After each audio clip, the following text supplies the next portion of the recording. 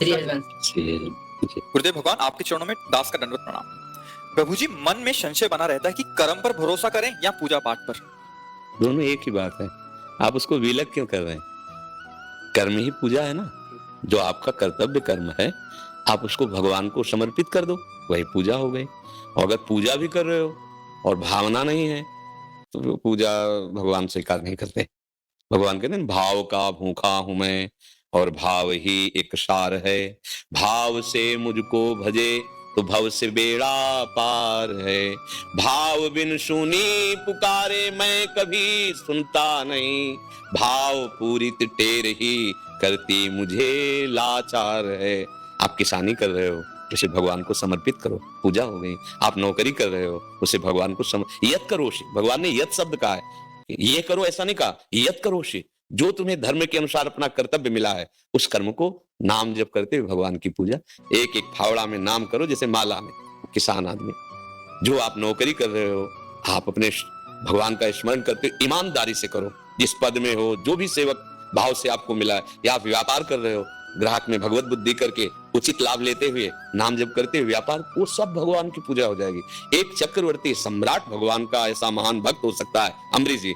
तो हम लोग तो साधारण 2 4 10 परिवार के संचालन वाली, वो तो महाराज जनक जी राजा होते हुए परम बीतराग परमहंस सुखदेव जी के गुरु हैं, पर ज्ञानियों में शिरोमणि।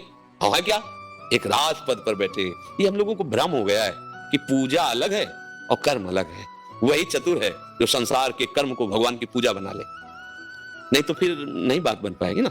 आप जो भी कर रहे हैं भगवान का आदेश है, यत करोषि यत जुहोषि यदस्नात्, जो खाते हो भगवान को समर्पित करो, जो करते हो भगवान को समर्पित करो, तो शुभ अशुभ से बच जाओगे और भगवान की प्राप्ति हो जाएगी। भगवान ने कहा ये तो सर्वाणि कर्माणि मयि सन्न्यस्य मत्परा, सर्वाणि शब्द का है, जो भी कर्म तुम करो। पर अब जैसे हम भगवान को भोग लगाने की बात सोचेंगे तो पवित्रता का ख्याल आ जाएगा, देखेगा कि भगवान को भोग लगे, छूना नहीं, भगवान को भोग लगा। ऐसे जब भगवान को समर्पित कर्म करने की बात, तो उसमें व्यभिचार, चोरी, हिंसा, ये गंदी चीजें नहीं समर्पित होती।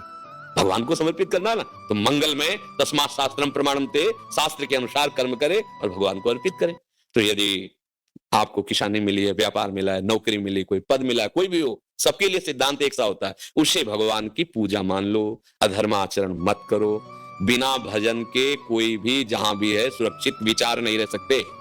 सुरक्षित विचार ना होने के कारण क्रिया तुम्हारी पवित्र नहीं होगी, और पवित्र क्रिया ना होने के कारण तुम चिंता, शोक, भय, इससे जलते रहोगे, कभी शांति नहीं मिलेगी, पक्का। इसलिए कर्म और पूजा दोनों को एक में कर लो।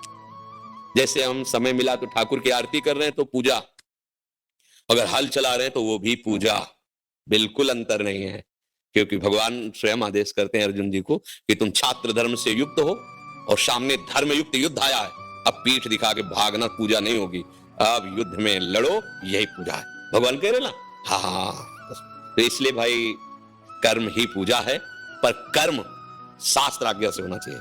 तस्मात् शास्त्रम प्रमाणन्ते, कार्य अकार्यो व्यवस्थितो। कार्य और अकार्य की, विधि और निषेध की, धर्म और अधर्म की व्याख्या शास्त्र। अब शास्त्र नहीं पढ़े, नहीं समझ में आता, तो संतों की वाणी में है। शास्त्रों का निचोड़ है, बिल्कुल सरल भाषा में। जैसे माँ बढ़िया हमें पकवान बना के पाना है, ऐसे संत जन जीवन भर तप करके अनुभव किया, शास्त्र की सार बात और आपको ऐसे परोस रहे हैं, बस पालो, स्वीकार कर लो, आनंदित बने रहोगे। हर कर्म भगवान को समर्पित करो, मन से, तन से, वाणी से, किसी को दुख ना पहुंचे ऐसी भावना करो, बस यही आपको ऊंचाई पर चढ़ा देगा।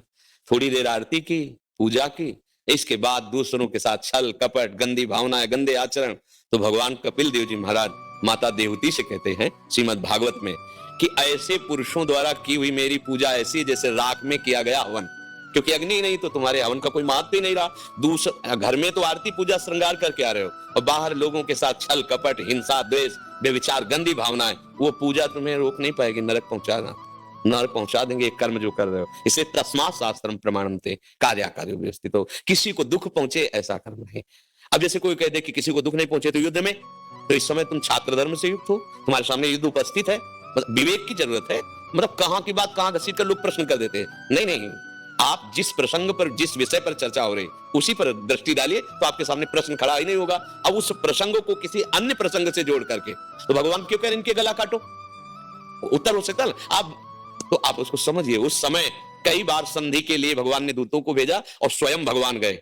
अब वो जब कहा सुई की नोक भर भी हम बिना युद्ध के नहीं देंगे, तो अब आ गया धर्म युद्ध। तब भगवान के पीठ दिखाने की बात नहीं, मां मनुष्य युद्ध च मार इनको। अब बस अब देखो ये समझना पड़ेगा, जैसे हम कह रहे किसी को दुख नहीं देना, तो इस समय वर्तमान की स्थिति में अब जैसे अभी पीछे वाले में राष्ट्र सैनिक, तो उनको उपदेश थोड़ी करेंगे, उनको उपदेश करेंगे शत्रु पक्ष उपस्थित होने पर तत्काल वार किया जाए। इंतजार नहीं करना है जानकारी का, नहीं तुम्हें मार देगा, हमारे देश के जो वासी जन उनको पीड़ा पहुंचा सकता है। तो धर्म का बड़ा सूक्ष्म स्वरूप है, वो व्यक्ति के अनुसार परिस्थिति के अनुसार उस समय निर्णय किया जाता है, वो सार्वभौम निर्णय नहीं किया जाएगा।